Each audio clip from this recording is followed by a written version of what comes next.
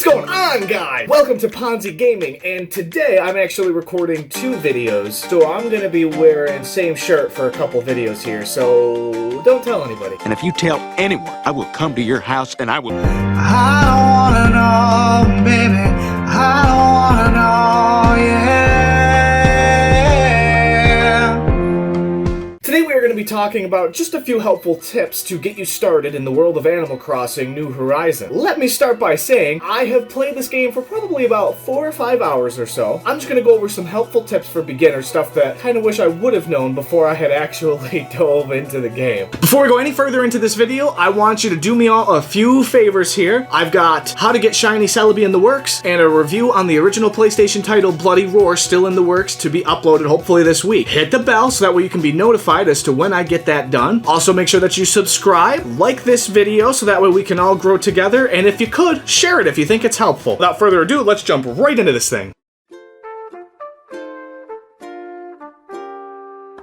The first and probably biggest beginner tip for Animal Crossing New Horizons is this. When you first load up the game, make sure that you have a few hours to kill while playing it. Because Animal Crossing is a game based in real time, whenever you perform certain actions, you may have to wait a day for them to complete. Unless you're a dirty, time-traveling cheetah. For example, getting Blathers, the museum curator, to come into town, or upgrading your tent into your official house. Both of these things in which you can actually do within your first day of the game. Ooh, can do! My second tip would have to be to familiarize yourself with the Nook phone as soon as you get it. Learn the ins and outs of it. It will be your best friend. It will give you helpful tips, show you what to do in order to earn Nook miles, so that way you're not just trying to earn them blindly, and most importantly, it has access to the Critterpedia, which logs all of the bugs and fish that you catch, so that way you know when you catch a new species. There's a solid bonus for doing this too. You will actually get Nook miles upon familiarizing yourself with the phone. So, you're kind of killing 2 birds with 1 stone. Don't do that though, this is Animal Crossing. Birds live with you. Fine, go right ahead.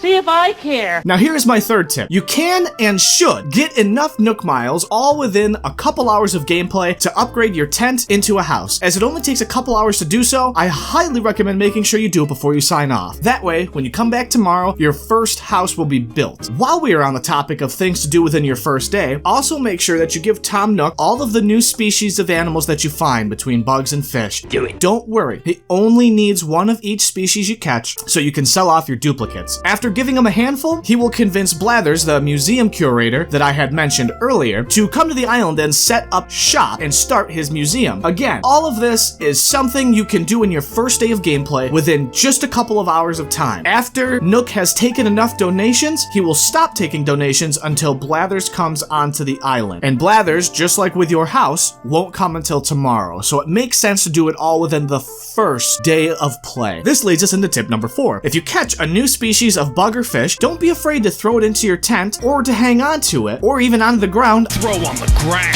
Outside your house. Don't worry, they will just appear in tanks or containers and stay right where you put them until you pick them up. A helpful tip within a tip here, your bugs and fish within your house can stack up on top of each other based on size. For example, if you have a sea bass, you can put a smaller fish on it like a sea butterfly. Stacking all of your fish and bugs that you want to donate to the museum within your house is a great way to free up space in your inventory, allowing you to continue to hunt and fill your inventory with spoils of your journey. Remember, as stated earlier, you only need 1 of each species to donate to the museum. It doesn't take duplicates, so sell off any duplicates you got so that way you can start making some money right off the get-go. My 5th tip for you all is to make sure that you check out all of Timmy's inventory and see what he has for sale regarding his DIY recipes. If available day 1, spend the $300 it costs to grab the slingshot recipe. I saw like 1,000 presents in the sky that I couldn't shoot down because I didn't bother to check out all of his inventory. The first page of his inventory shows furniture, but don't be fooled, that's not the only page. The second page shows the recipes, and sometimes you can even buy the basic tools as well. Thank you so much for watching this video. Make sure that you subscribe, hit the bell, share it, like the video. I still have Bloody Roar in the works here, and how to get Shiny Celebi as well. I just wanted to post a quick little tip video because this game just came out, and I figured it'd be helpful for everybody. That being said, I will see y'all in the next video. Bye!